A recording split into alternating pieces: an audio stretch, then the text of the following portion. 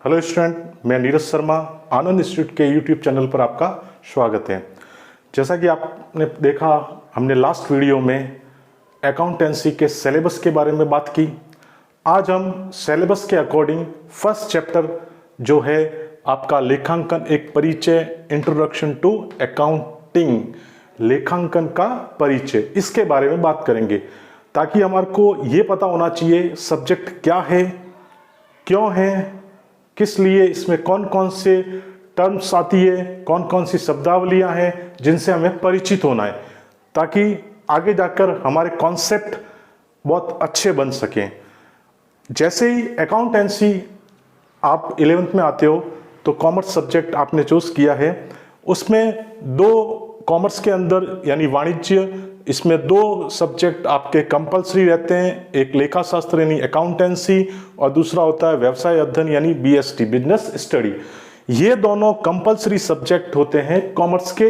इसके अलावा जितने भी सब्जेक्ट होते हैं, चाहे वो इकोनॉमिक्स हो, चाहे वो मैथ्स हो, चाहे वो आईटी हो, इन इंफॉर्मेशन टेक्नोलॉजी, इसके अलावा और भी सब्जेक्ट हो सकते हैं, अदर बोर्ड के अकॉर्डिंग चलते हैं वो सब्जेक्ट, तो वो एडिशनल सब्जेक्ट होते हैं यानी कि ऑप्शनल सब्जेक्ट होते हैं। उस ऑप्शनल सब्जेक्ट में से हम किसी भी एक सब्जेक्ट को ले सकते हैं। लेकिन कॉमर्स फील्ड के स्टूडेंट को ये दो 11th क्लास के अंदर अकाउंटेंसी और बिजनेस स्टडी तो पढ़ना ही है कंपलसरी।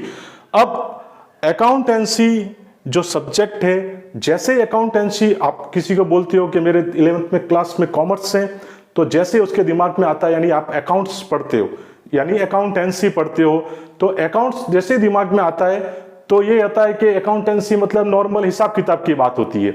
अब हिसाब किताब की बात होती है तो फिर जैसे ही क्लास लगती है, स्टूडेंट कहता है सर हिसाब किताब की बात आती है, तो हिसाब किताब तो मुझे बचपन से आता है।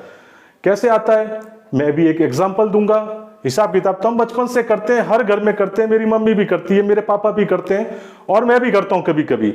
उस कंडीशन में तो अकाउंट जो सब्जेक्ट होता है, तो क्यों बनाया, फिर क्यों पढ़े हम, जब हमको बचपन से आता है अकाउंटेंसी का सब्जेक्ट, तो अकाउंट हिसाब किताब करना तो हमको बचपन से आ रहा है। लेकिन बच्चों ऐसा नहीं होता है, जो सब्जेक्ट बनाया ये वास्तविकता में आपका नॉर्मल सब्जेक्ट नहीं है। जैसे हम वास्तविकता के जीवन में जीते हैं, जमीन है, बिल्डिंग है, पानी है, ये सब वास्तविक रूप है। अकाउंटेंसी जो सब्जेक्ट है वो अपनी आवश्यकताओं के आधार पर बनाया गया सब्जेक्ट है। जैसे जैसे डेवलपमेंट हुआ, बिजनेस बढ़ा, प्रोसेस बढ़ी, उस तरीके से अकाउंटेंसी का हिसाब किताब लगाने के अलग अलग तरीके और उसमें डेवलपमेंट हुआ। नॉर्मली हम ये नहीं कह सकते कि हिसाब किताब है। हिसाब किताब, अब मैंने जब फर्स्ट क्लास ली तो मेरा एक स्टूडेंट कहता है हिसाब किताब मुझे बचपन से आता है। ठीक है, कैसे, जैसे मान लिया कि सर मेरे बर्थडे था, उस दिन मेरे घर पे मेरी मम्मी ने या मेरे पापा ने मुझे दिए 3000 रुपए, जा बेटा पार्टी करो, अपने फ्रेंड्स को उनके साथ पार्टी कीजिए, आप बर्थडे पार्टी मनाइए। जैसे ही मुझे 3000 रुपए दिए, हम पार्टी करने के लिए होटल में गए, वहां खाना खाया, ठीक है, यानी और 1800 रुपए का खाना खाया हमने। उसके बाद खाना खाने के बाद दोस्त ये कहेंगे बेटा कि भैया बर्थडे है तो आइसक्रीम तो जरूरी है, तो हम आइसक्रीम भी पार्लर पे भी पहुंच गए, वहां पे भी आइसक्रीम किया। अब जब फ्रेंड्स सर्कल जाने लगा तो रिटर्न गिफ्ट बनता है और ऑफिशियली ऐसा होता भी है, तो रिटर्न गिफ्ट भी दिए दोस्तों को 300 रुपए का। तो मैंने 3000 रुपए जो मिले उसमें से मैंने इस तरीके से सारा खर्च किया पैसा, और जो बैलेंस बचा वो मेरा बचा 500 रुपए। यही तो हिसाब किताब है। लेकिन बच्चों क्या होता है, ये जो आपका हिसाब किताब है वो क्या है, आपका हिसाब किताब है। बहुत सारे आप करते हो हिसाब, घरों में होता है, कई जगह जो सिचुएशंस होती है उस अकॉर्डिंग आपके अकाउंट्स करने के तरीके अलग अलग होते हैं। लेकिन क्या आपने जो हिसाब दिया वो सर्वमान्य है, यानी कि आपके द्वारा दिया गया हिसाब क्या सारे व्यक्तियों को आप जैसा समझाना चाहते हो वैसा ही समझ सकेंगे लोग? ऐसा पॉसिबल नहीं होता है। तो इसके लिए क्या होता है, रूल्स एंड रेगुलेशंस बनते हैं, उस अकॉर्डिंग प्रिंसिपल्स बनते हैं, उस अकॉर्डिंग हम क्या करते हैं, एक निश्चित फॉर्मेट के अंदर हमको हिसाब किताब देना होता है ताकि हमारे बिजनेस से रिलेटेड जितने भी यूजर्स होते हैं, जितने भी उपयोगकर्ता होते हैं या जो हमारे बिजनेस से संपर्क रखते हैं, संबंधित होते हैं, उनको हमारे बिजनेस की इंफॉर्मेशंस एक जैसी, जैसा हम बताना चाहते हैं वैसे मिल सके और सबके लिए एक जैसी मिल सके, वो अच्छे से समझ सके। तो इसलिए इस सब्जेक्ट का पढ़ना जरूरी हो गया, लेखा शास्त्र यानी अकाउंटेंसी, ताकि एक सर्वमान्य स्टैंडर्ड तरीका हो अकाउंट्स करने का, हिसाब किताब करने का एक स्टैंडर्ड तरीका होना चाहिए। तो बच्चों क्लियर, ये समझ में आ गया कि हमें अकाउंटेंसी का विषय क्यों पढ़ना चाहिए। उसका जवाब मैंने दे दिया कि आपके द्वारा हिसाब जो होता है वो अपना अपना हिसाब होता है, ठीक है। वो स्टैंडर्ड तरीका नहीं होता, सर्वमान्य नहीं होता, यानी कि हर व्यक्ति अलग अलग तरीके से उस अपने हिसाब को रखता है। एक ग्लोबलाइजेशन तरीके से या एक सर्वमान्य या सार्वभौमिक तरीके से जो आपको हिसाब किताब रखना चाहिए, स्टैंडर्ड तरीकों से, स्टैंडर्ड नियमों से, उसके लिए रूल्स एंड रेगुलेशंस और प्रिंसिपल्स हो गए, इसलिए सब्जेक्ट बनाया गया। तो आपका फर्स्ट क्वेश्चन क्लियर होना चाहिए, हम अकाउंटेंसी सब्जेक्ट क्यों पढ़ रहे हैं, ठीक है, और क्यों पढ़ें। इसके बाद हम जैसे जैसे आगे बढ़ते हैं, हम पहले मैं आपको सारी चीजें एक प्रैक्टिकल वे से ही समझाना पसंद करूंगा, उसके बाद थ्योरिकल चीजें आएंगी, क्योंकि पहला जो चैप्टर है वो सारा थ्योरिकल बेस पर डिपेंड कर रहा है, ठीक है। और थ्योरिकल बेस में थोड़ा सा स्टूडेंट नर्वस भी होता है थ्योरी पढ़ पढ़ के, तो मैं इसलिए ऐसा प्रैक्टिकली आना चाहता हूं ताकि आपको सीधा जोड़ूं, मैं सब्जेक्ट से कनेक्ट करने की कोशिश करूं। अब धीरे धीरे हुआ, हमने एक बिजनेस किया, मान लिया किसी स्टूडेंट ने बिजनेस किया या आपके किसी दोस्त ने बिजनेस किया, कोई भी कॉफी पार्लर है या कोई भी इस तरीके की शॉप की। उसके बाद जैसे ही वो शॉप करता है तो क्या होगा, दिन दिन प्रतिदिन, फर्स्ट डे आपके 10 कस्टमर होंगे, सेकंड डे हो सकता है सेकंड डे 20 कस्टमर लग जाएं, फिर इस तरीके से बढ़ते बढ़ते पूरे साल के एंड में यानी 365 वे 3 हो सकता है आपके कस्टमरों की संख्या कितनी हो जाए, 150, यानी ग्राहकों की संख्या 150 हो जाए, होता है ऐसा।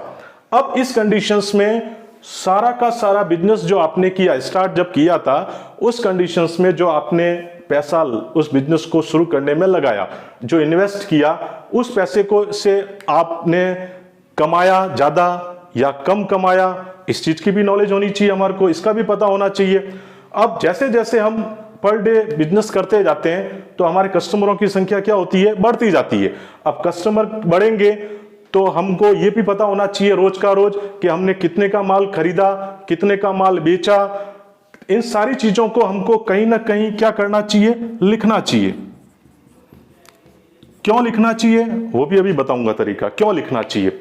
अब बिजनेस के अंदर जितने भी ट्रांजैक्शंस होते हैं यानी लेन देन होते हैं, वो लेन देन हम लिखेंगे तो हमारे को यह पता लग जाएगा कि हमने क्या किया, माल कितना खरीदा और कितना बेचा, इसके बारे में पता लगेगा ओवरव्यू से, ताकि हम हमारी जो नेट इनकम है उसका पता लगा सकें, या प्रॉफिट से या लॉस है, इसके बारे में पता लगा सकें। तो इसके लिए हमको पता लगाने के लिए सबसे पहले क्या करना पड़ेगा, कहीं ना कहीं सारे ट्रांजैक्शंस को लिखना पड़ेगा। तो अब सबसे पहली बात है लिखना। अब लिखा कहां जाएगा, किसी न किसी बुक में, किसी न किसी नोटबुक में, रजिस्टर में, कहीं ना कहीं लिखोगे, अपने डेट वाइज लिखोगे, इस तरीके से लिखना। अब जो बुक आपने लिखी, ठीक है, अब बुक लिख दी, ठीक है, ताकि आपको पता लगे। तो जो टर्म्स होती है बिजनेस के अंदर, जो अपन अकाउंट्स जिन बुकों में रखना चाहते हैं या रखते हैं, डेली का डेली ट्रांजैक्शन जो होते हैं उनको हम रिकॉर्ड करते हैं, वो रिकॉर्ड हम करते हैं पुस्त पालन में। ये एक टर्म्स है अपने अकाउंटिंग सब्जेक्ट के अंदर, इनको समझना जरूरी है। पुस्त पालन यानी book keeping, book plus keeping. Book plus keeping का अर्थ होता है पुस्तकें रखना, ठीक है। पुस्तकें रखना, क्या पुस्तकें रखना सर, पुस्तकों से अभिप्राय क्या होता है, हिसाब की पुस्तकें। जैसा अभी मैंने आपको एग्जांपल में बताया कि जैसे जैसे कस्टमर बढ़ते जाते हैं पर डे, और आप क्या करते हो, उनसे होने वाले ट्रांजैक्शंस को एक जगह लिखते हो, रिकॉर्ड करते हो, तो हिसाब की पुस्तकों से होता है। और रखने से तात्पर्य है किसी निश्चित नियमों, यानी कि जो भी लिखा जाएगा, जो नोटबुक में एंट्री करोगे या जो लिखोगे, रिकॉर्ड करोगे, उसको लिखने का एक क्या होगा, अपना एक तरीका होगा, एक नियमों से तरीका होगा, एक निश्चित नियमों और पद्धतियों से। लिखने का तरीका कैसा होना चाहिए, निश्चित नियमों और पद्धतियों से। अब किसको लिखना है सर, तो ऐसे लेन देनों को लिखना है। लिखना किसको जाता है, लेन देनों को। अब लेन देनों को लिखना है तो कैसे लेन देनों को लिखना है, तो बिजनेस के अंदर जितने भी लेन देन होते हैं वो ऐसे लेन देनों को लिखना है जिसको अपन किसमें नाप सकते हैं, मुद्रा में। किसमें नाप सकते हैं, मुद्रा, यानी पैसों से, उसका चेंज उसको पैसों में कर सकें। उन सारे लेन देन यानी ट्रांजैक्शंस होते हैं उनको रिकॉर्ड किया जाता है, यानी आर्थिक लेन देनों का पूर्ण लेखा रखना। यानी जितना भी आपने बिजनेस में ट्रांजैक्शंस किया है उस ट्रांजैक्शंस को किसी नोटबुक में लिखना, और लिखना कैसे, एक निश्चित नियमों के आधार पर, और डेली लिखना। ठीक है, यह क्या कहलाता है आपका पुस्त पालन। और डेली लिखने के लिए यानी रोज लिखने के कारण इस पुस्त पालन को क्या बोला जाता है, रोजनामचा। क्या बोला जाता है, रोजनामचा। यानी रोज आपको लिखना है अपने लेन देनों को। अब क्यों लिखें, ठीक है, अब पुस्त पालन का मतलब क्या हुआ, लेन देनों को लिखना, ठीक है, और इसका क्या करना, वर्गीकरण करना। लेन देनों को लिखना, यह समझ में आ गया होगा। अब वर्गीकरण क्या चीज होती है, क्लासिफिकेशंस, यानी क्लासिफाई करना। जैसे किसी लेन, अब क्लासिफाई कैसे किया जाए, तो आइए वापस एक उस एग्जांपल पर चलते हैं। जो कॉफी पार्लर है आपका, कॉफी सेंटर है, कंटिन्यू आप फर्स्ट डे से ओपनिंग किया उस दिन से आपका कंटिन्यू बिजनेस चल रहा है। जैसे ही हो सकता है ओपनिंग करोगे, जो आपका कोई फ्रेंड्स भी होगा, वो फ्रेंड्स डेली आपके आ जाता है शॉप पर, कभी कॉफी पी के चला जाएगा, कभी नाश्ता करके जाएगा, ठीक है, कंटिन्यू कई दिनों से आएगा। तो कभी ना कभी तो ऐसा होगा, ठीक है, कि कस्टमर की भीड़ होगी या कस्टमर आ रहे होंगे और बैठने के लिए जगह नहीं है। तो ऐसी कंडीशन में क्या होगा, एक तो वो आ रहा है आपका फ्रेंड्स, ठीक है, कहीं ना कहीं दिल में और दिमाग में बात आती है कि यार ये रोज आ जाता है, पैसे नहीं देता है, उधार ले रहा है और पता नहीं कब देगा पैसे, और कस्टमर को भी अपन नहीं दे पा रहे सर्विस। उस कंडीशंस में क्या होता, कभी ना कभी हम हमारे फ्रेंड्स को ही क्या कहते हैं कि भैया आप डेली आ जाते हो और डेली कम ना कुछ कॉफी वगैरह, या दिन में कितनी बार पिया के कॉफी पी लेते हो, नाश्ता कर लेते हो, तो यार ऐसा कब तक चलेगा, और आप पैसे भी देते नहीं हो। उस कंडीशन में क्या होगा, आपका दोस्त बड़ा गुस्से में आना स्वाभाविक है, तो गुस्सा भी होगा उसको कि ऐसा मैं तेरा फ्रेंड्स हूं, मैं इसलिए आता हूं कि तेरे को सपोर्ट मिले और तेरा बिजनेस, ताकि हम दो चार जने बैठे तो आपकी दुकान को ये देखकर आए कस्टमर कि इस दुकान के अंदर ग्राहक है, यानी कस्टमर है, तो ये प्रोडक्ट अच्छा होगा यहां, इसलिए दुकान पे ग्राहक आ रहे हैं। और आपने क्या किया, मुझसे पैसे मांगे, ठीक है, निकालिए, आप बताइए मेरे को कितना हिसाब होता है मेरा, तो कितना हिसाब होता है मेरा। अब अगर आपने कहीं लिखा नहीं है, ठीक है, ट्रांजैक्शंस को कहीं लिखा नहीं है, कितने का रोज का उसके संबंधित फ्रेंड्स को कॉफी या नाश्ता या जो भी वो कर रहा है, उसके लिए आपने उसका कितना हिसाब बनता है, इसको कहीं लिखा नहीं, यानी रिकॉर्ड नहीं किया। अब रिकॉर्ड नहीं किया तो क्या होगा, ऐसी कंडीशंस में फिर आप उसको हिसाब दे पाओगे क्या, कि कितना हिसाब हुआ, नहीं दे पाओगे। अगर आपने रिकॉर्ड किया होता तो डे बाय डे आप रिकॉर्ड करते, और एक टाइमिंग बात क्या हो सकता, तो आप अपने कॉपी के पेज को पलटकर ये बता सकते थे कि भाई साहब इस दिन आपने इतना आपका ड्यू रहा, इस दिन का आपका इतना ड्यू रहा। इस तरीके से हर पेज को पलटकर जिस दिन तक का हिसाब है उस दिन तक का हिसाब को प्लस प्लस करके आप उसको हिसाब बता सकते हैं, यानी रिकॉर्ड करना जरूरी है। तो पुस्त पालन मतलब बुक कीपिंग, और बुक कीपिंग के अंदर क्या होता है, लेन देनों को लिखा जाता है। कौन से लेन देनों को लिखा जाता है, जो कैसे होते हैं, मौद्रिक लेन देन। और क्यों लिखा जाता है ये समझ में आ गया होगा कि एकदम से हिसाब कोई पूछ ले तो अपन क्या करेंगे। ऐसी कंडीशंस में हिसाब करने के बाद सारा डे बाय डे लिखेंगे भी, लेकिन एक निश्चित टाइम पर, एक निश्चित समय पर अगर वो आपसे पूछता है कि मेरा क्या हिसाब है, ठीक है, मुझे हिसाब दीजिए। जैसे आप अपने आसपास के मोहल्लों में या दुकान होगी वहां आप जाते हो, दुकान पे जाते हो, आप डेली जाने के बाद एक टाइम आता, महीने भर 2 महीने बाद, आप उसको दुकान वाले को कहते हो कि भैया मेरा हिसाब बताइए। तो वो क्या करता है, फट अपने यहां से कॉपी निकालता है और देख लेता है। तो क्या करता, उसने कहीं ना कहीं फर्स्ट टाइम जैसे आपने ट्रांजैक्शंस किया होगा डे बाय डे उसको लिखा, उसके बाद अलग से उसने क्या किया, अलग से आपके ट्रांजैक्शंस को अलग से कॉपी में लिख दिया ताकि आपसे रिलेटेड रहे। तो उसने क्या किया, वर्गीकरण किया, एक वर्ग अलग कर दिया, ठीक है, हर व्यक्ति से संबंधित जानकारी आपको आसानी से मिल सके। इसलिए उसने अपने जितने भी डेली के ट्रांजैक्शन थे जो रिकॉर्ड कर रहा था डेली के, बाद में एक अलग से एक बुक के अंदर उसने क्या कर दिया, उनको अलग अलग लिख दिया। अब अलग अलग लिखने से क्या होगा, वो आसानी से आपको कॉपी देख के बता देगा कि भाई साहब आपका इतना पैसा बाकी है, ठीक है, आपका ये हिसाब बनता है। तो वर्गीकरण का मतलब क्या होता है, वर्गीकरण क्यों करना चाहिए, रिकॉर्डिंग क्यों करनी चाहिए। रिकॉर्डिंग तो हम लेन देनों को क्यों लिखना चाहिए, ताकि कोई भूल नहीं हो, याद नहीं रह पाता है कई बार हमको, इसलिए हमको लिखना पड़ता है, तो हमने लिख दिया।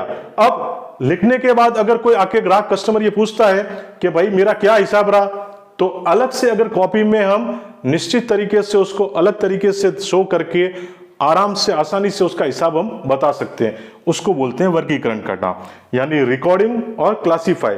वर्गीकरण क्यों किया जाता है, ताकि एक समय पर ग्राहक के हिसाब की जानकारी हमको क्या हो सके, प्राप्त हो सके। मौद्रिक लेन देन का मतलब होता है ऐसे लेन देन जिसको किस में नापा जा सकता है, मुद्रा में। अब लेखांकन से रिलेटेड जो भी है, पुस्त पालन, अपुस्त पालन के डेफिनेशंस आपको इन सारी चीजों से समझ में आ गई होगी।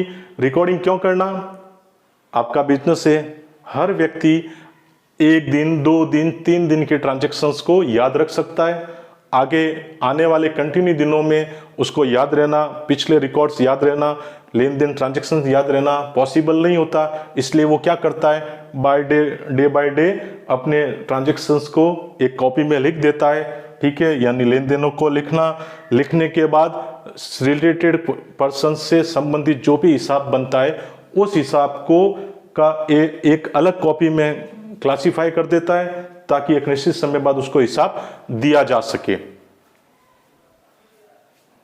तो बच्चों, ये हमने सब रिकॉर्डिंग के बारे में समझा, अपना अकाउंटेंसी सब्जेक्ट के बारे में पढ़ा, क्या होता है पुस्त पालन, इसकी एक टर्म्स है। अकाउंट्स सब्जेक्ट एक बहुत अच्छा सब्जेक्ट है, इससे आप सीखने के बाद, अपने कॉन्सेप्ट क्लियर करने के बाद, आप प्रोफेशनल कोर्सेज यानी चार्टर्ड अकाउंटेंट की जो आपका मोटो है वहां तक पहुंच सकते हो आप। इसके अलावा CS होता है, कंपनी सेक्रेटरी जिसको कहते हैं, वो कंपनी का अकाउंट्स डिपार्टमेंट और लॉ डिपार्टमेंट, जो कानूनी कार्रवाई होती है कंपनी से रिलेटेड जितने भी नियम्स होते हैं उनको देखता है। इसके अलावा MBA कर सकता है। इसके अलावा जितने भी गवर्नमेंट के डिपार्टमेंट हो, चाहे प्राइवेट डिपार्टमेंट हो, चाहे बैंक से रिलेटेड हो, सब जगह अकाउंटेंट की आवश्यकता मस्ट होती है, वहाँ अकाउंटेंट होना ही जरूरी है। तो ये अपन ने बेसिक कॉन्सेप्ट के बारे में थोड़ा सा सीखा। अकाउंट्स की बहुत सारी ब्रांच है बेटा, कॉस्ट अकाउंट है, कॉर्पोरेट अकाउंट है, मैनेजमेंट अकाउंट है, बहुत सारे फील्ड होते हैं। ये तो एक बेसिक चीज़ है जहाँ से आपको सीखते हुए आगे बढ़ना है और अपना अकाउंट्स का जो कॉन्सेप्ट है वो अच्छे से क्लियर करना है। तो बहुत अच्छे से वीडियो को देखना। आई होप आपको ये वीडियो बहुत अच्छा लगा होगा और आपको सब्जेक्ट के बारे में, अकाउंट्स के बारे में थोड़ी बहुत जानकारी मिली होगी, क्योंकि आज तक आपका ये सब्जेक्ट कैसा था आपने कभी नहीं पढ़ा। इसलिए अच्छे से इस वीडियो को देखें। Thank you for watching.